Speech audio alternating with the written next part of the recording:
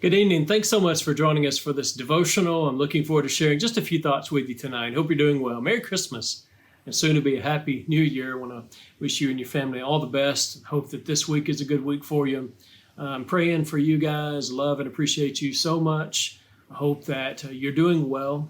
And I know that this is a time of year that for some folks is very difficult.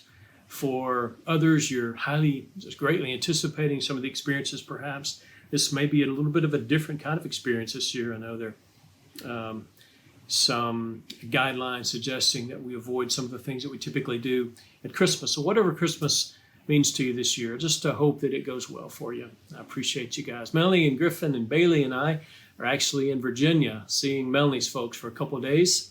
And we worshiped with the Westside Church of Christ in Salem, Virginia this morning and enjoyed that.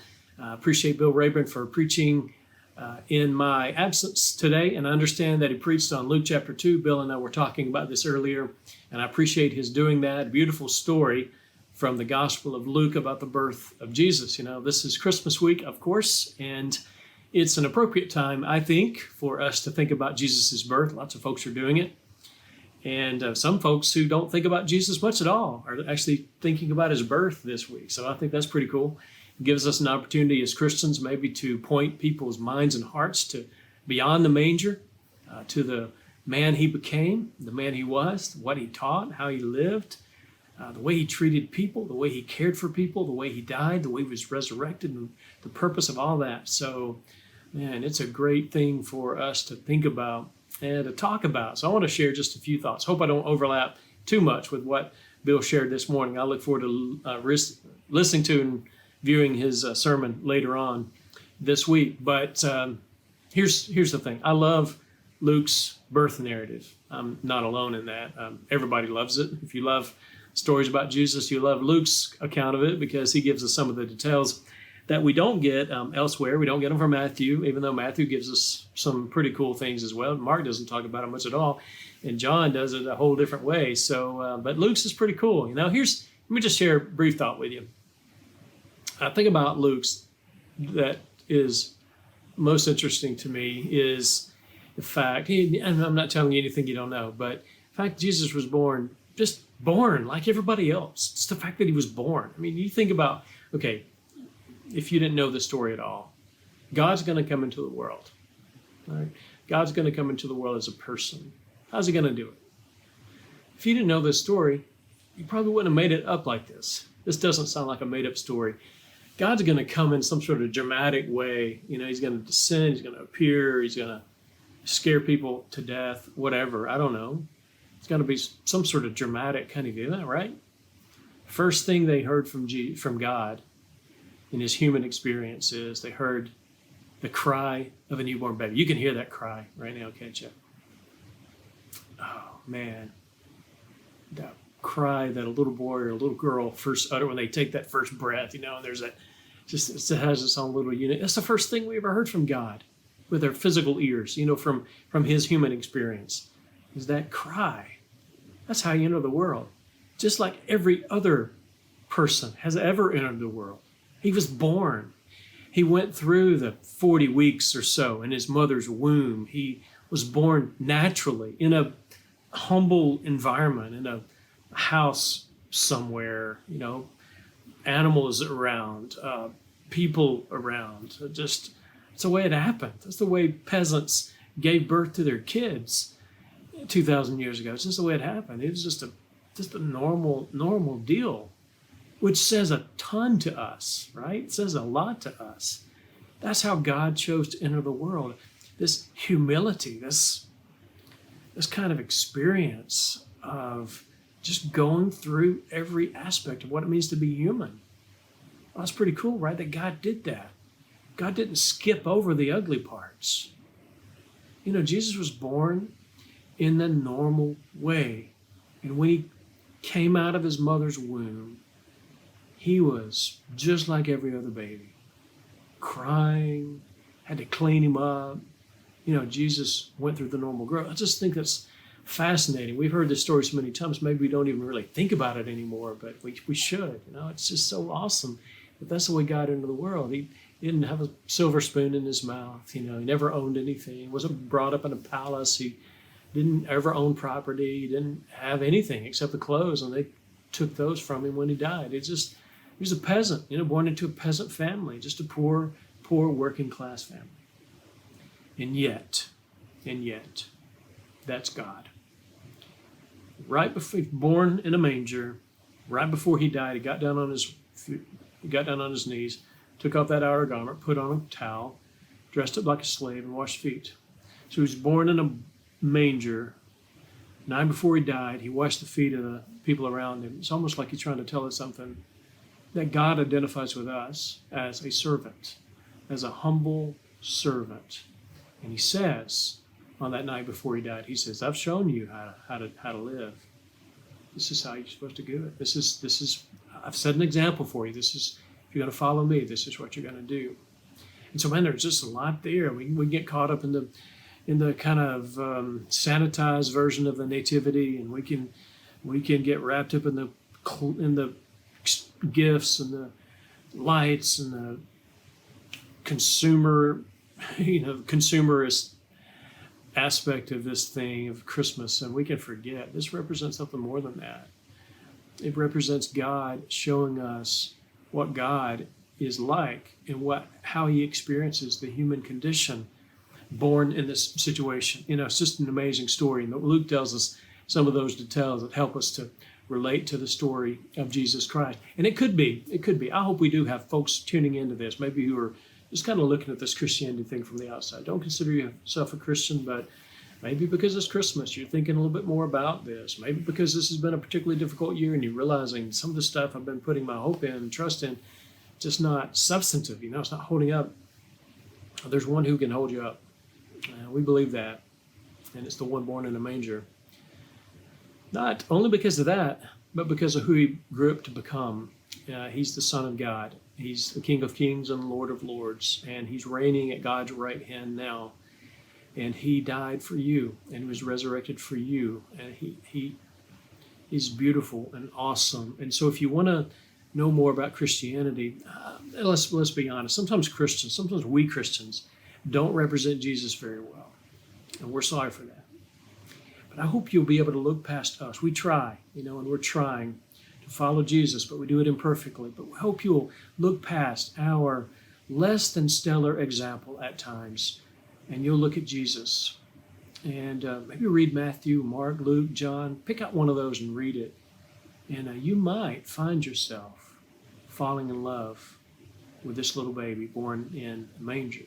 But not just a baby, but who he grew up to be and what he said, how he treated people. It's an awesome story.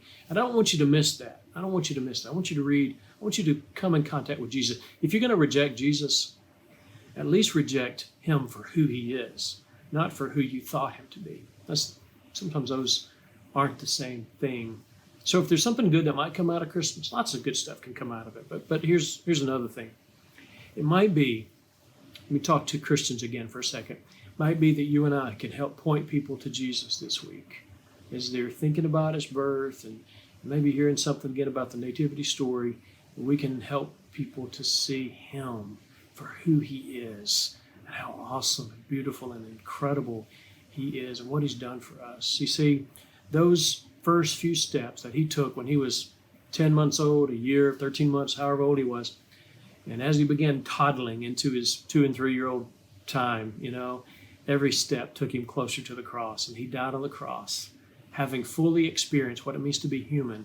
He died on a Friday, he was resurrected on a Sunday, and 40 days later he ascended where he is now, waiting. He's going to come back one day, but he did that for us. So it's beautiful, beautiful time of year for us to be thinking about that. I'm going to play some songs for us. There'll be some songs that relate to this theme in some way, and so I hope you'll sing along or maybe just listen in. And I hope maybe you'll be overwhelmed with what it means to be a follower of Jesus and how beautiful he is. And we see that in the Christmas story, but we see it, of course, in what he did beyond that moment. Thank you for being with us for this devotional. I want to pray for us, and then we'll have those songs for you. Okay, let's pray together. Father, we thank you for a beautiful, beautiful day. Thank you for letting us worship. Thank you for letting us just know about you. Thank you for Jesus Christ. Thank you for Christmas. Thank you that people are thinking about Jesus. And help us, your people, to draw not only our attention, but maybe even the attention of people around us to Jesus, so that they, like we, might fall in love with him and how awesome he is. We thank you for all that you've done for us. I pray for people right now, people whose holiday season may be difficult this year. If they've lost, a lot of people in our country and across the world have lost loved ones this year.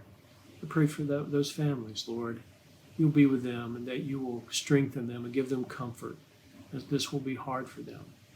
And just pray, Lord, that your will be done in your people and in the world. We pray in Jesus' name. Amen. Joyful, joyful, we adore thee, God of glory, Lord of love. Hearts unfold like hearts before thee, opening to the sun above. Melt the clouds of sin and sadness, drive the dark of doubt away. Giver of immortal gladness, fill us with the light of day. All thy works rejoice around the earth and heaven reflect thy rays. Stars and angels sing around thee, center of unbroken praise. Field and forest, vale and mountain, flowery meadow, flashing sea, chanting bird and flowing fountain, call us to rejoice in thee. Mortals join the mighty chorus, which the morning stars began. Father love is reigning o'er us, brother love binds man to man. Ever singing march we onward, victors in the midst of strife. Joyful music leads us onward in the triumph song of life.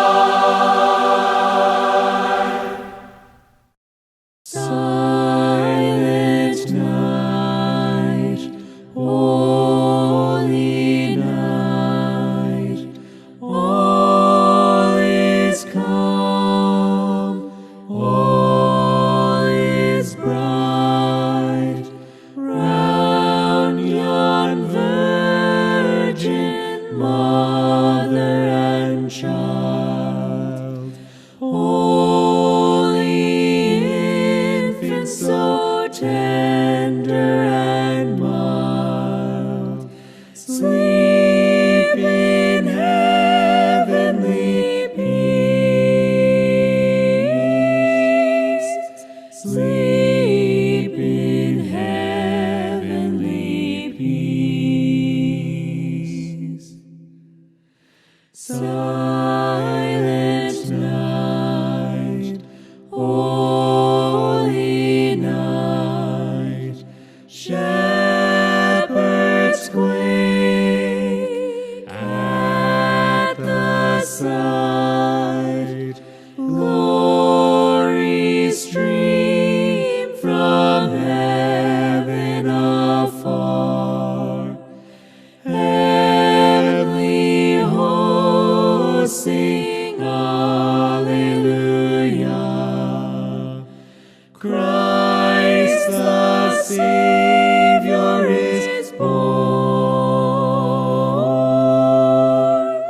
Christ the Savior is born. Silent night, holy night, Son of God, love's pure light, radiant beams from thy holy face. With the dawn of redeeming grace,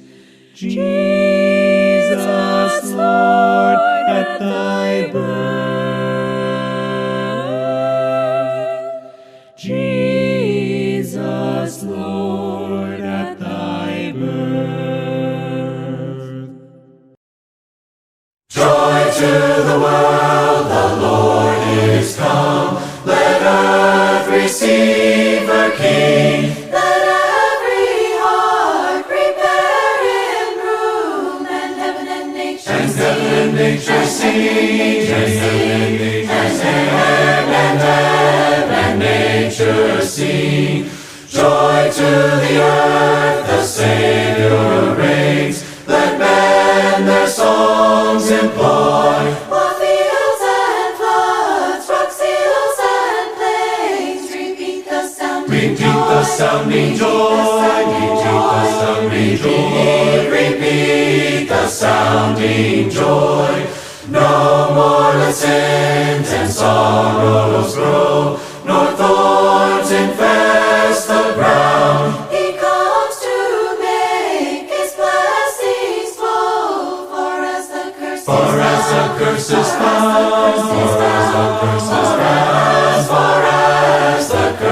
is found, he rules the world with truth and grace, and makes the nations prove the glories of his righteousness and wonders of his love. His love.